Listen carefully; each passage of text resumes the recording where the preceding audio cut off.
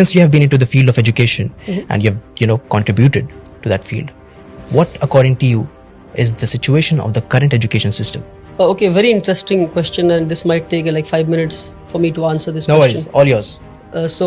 I think let me divide this into 4 to 5 points. I think पहला तो ये कि जो हमारे पास आज एजुकेशन सिस्टम हमारे इंडिया में है, क्या ये हमारा अपना एजुकेशन सिस्टम है? Sadly no. This education system was left behind by the Britishers. British ने जो एजुकेशन सिस्टम हमें दिया है वही आज हमारे पास है, with little changes in it.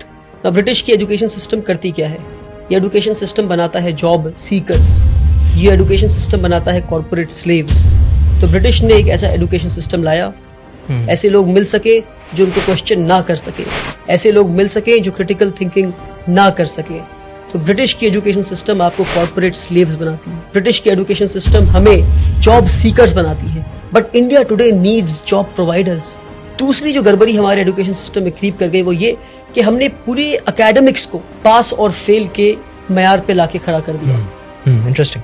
कि आप पढ़ाई करते हैं सीखने के लिए नहीं, आप पढ़ाई करते हैं पास या फेल होने के लिए. तो उससे होता क्या है? मेरे जैसा एक कमजोर बच्चा क्लास 1 में मैथ्स में 40 लाता है तो मुझसे कहा जाता है कि आप मैथ्स में पास हो गए. फिर मैं क्लास 2 में जाता हूँ, फिर मैं 40 लाता हूँ तो कहा जाता है कि आप मैथ्स में फिर से पास हो गए. तो यानी मैं 60 नंबर जो नहीं ला पाया तो 60% में नहीं सीख पाया. ये 60% बिना सीखे मैं क्लास 2 में गया, फिर 60% बिना सीखे मैं क्लास 3 में गया, फिर 60% बिना सीखे मैं क्लास 4 में गया. इसी तरह मैं क्लास 10 पहुंच जाता हूँ और 600% मेरे एजुकेशन में लूप रह गए, मेरे एजुकेशन में कमी रह गई. क्योंकि मुझे ये बताया गया कि पढ़ते सीखने के लिए नहीं है. मेरे एकेडमिक्स को लर्निंग परसेंटेज पे नहीं लाया गया, मेरे पढ़ने को पास या फेल पर लाकर मुझे 0 बना दिया गया. क्योंकि मैं पास होकर डिग्री तो ले लूंगा और मुझे जॉब भी मिल जाएगी और फिर किसी कॉर्पोरेट वर्ल्ड में मैं गुलामी के लिए पहुंच जाऊंगा. तो एकेडमिक्स को पास और फेल से निकालना होगा बाहर हमें और लर्निंग परसेंटेज पे लाना होगा. किसी ने 40 लाया तो 40% सीखा आपने, 60% नहीं सीखा आपने. सीखे फिर आगे बढ़े, जितना सीख सकते हैं सीखे अपने कैलिबर के हिसाब से, फिर आगे बढ़े. अगर आप 99 लाते हैं तो 99% सीखा आपने, आप टॉप नहीं कर गए. 99% सीखा आपने, 1% अभी भी नहीं सीखा आपने. अगर आप 100 में 100 लाते हैं तो पास हुए आप. ये दूसरी बात. तीसरी बात कि हमारा जो एजुकेशन सिस्टम है आज का वो आपको रोट लर्निंग पे फोकस करता है.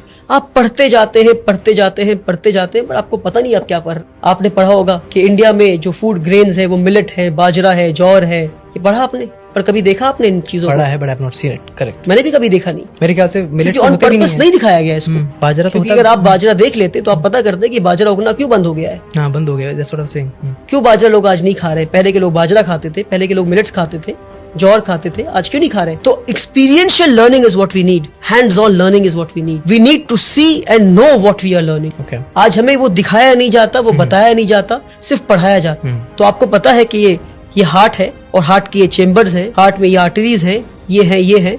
मगर आपको कभी इंसान का दिल दिखाया जाए तो आप बोलेंगे भैया ये क्या है? प्रैक्टिकलिटी. ये practical learning is what we need आज के दिन पे. Hands on experiential learning. तीसरी चीज. जो चौथी चीज है वो ये कि हमारे एजुकेशन को हमने समझा कि एकेडमिक्स ही एजुकेशन है. क्या? एकेडमिक्स ही एजुकेशन है. Academics is just a drop in the ocean of education. I would say the remaining water is तरबियत, इज अपब्रिंगिंग. कि भाई आप बात कैसे करते हैं? Are you confident? Are you creative? Do you have critical thinking? Are you developing higher order thinking skills? Are you questioning things? Absolutely. How do you sit? How do you conduct yourself with people? ये सारी चीजों को छोड़कर हर चीज को academics पे ले आया. Academics is not education. Education is a holistic thing जहां पे एक इंसान को बेहतर इंसान बनाते हैं, एक कॉर्पोरेट स्लेव नहीं बनाते. सबसे बड़ी कमी हमारे एजुकेशन सिस्टम में हुआ वो ये, हमारे साथ जो फ्रॉड हुआ मैं कहता हूँ एजुकेशन सिस्टम में, वो ये कि हमने एकेडमिक्स को, हमने सब्जेक्ट्स को स्ट्रीम में बांट दिया. कि भाई अगर आप सबसे ब्रिलियंट बच्चे हैं तो आप पढ़ेंगे साइंस. अगर आप 90 लाते हैं तो साइंस पढ़ेंगे. अगर आप 70 से 80 लाते हैं तो आप कॉमर्स पढ़ेंगे. 50 to 60 लाते हैं तो आप ह्यूमैनिटीज पढ़ेंगे. करेक्ट. क्या बेवकूफी है.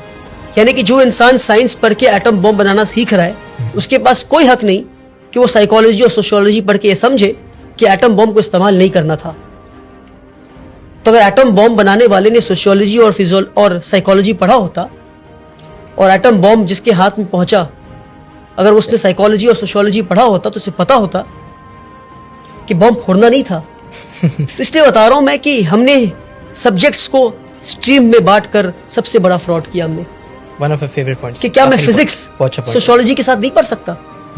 क्या मैं केमिस्ट्री हिस्ट्री के साथ नहीं पढ़ सकता? क्यों नहीं पढ़ सकता? अच्छा, कि अगर मैं आखिरी बात, अगर हाँ, मैं please. साइंस पढ़ रहा हूं मैं, तो क्या मेरे पास हक नहीं कि मैं अकाउंट्स भी पढ़ूं मैं? तो आज जरूरी है मल्टी डिसिप्लिनरी लर्निंग का। But you're an expert of one thing. If people ask that, what would you say?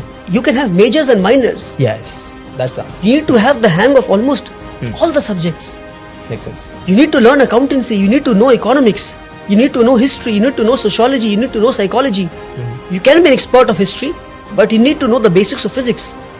पर हमारे साथ ये फ्रॉड किया गया। आप फिजिक्स पढ़ेंगे पर आप हिस्ट्री नहीं पढ़ सकते, आप सोशियोलॉजी पढ़ेंगे पर आप केमिस्ट्री नहीं पढ़ सकते। Okay. क्यों किया हमारे साथ ये फ्रॉड आपने?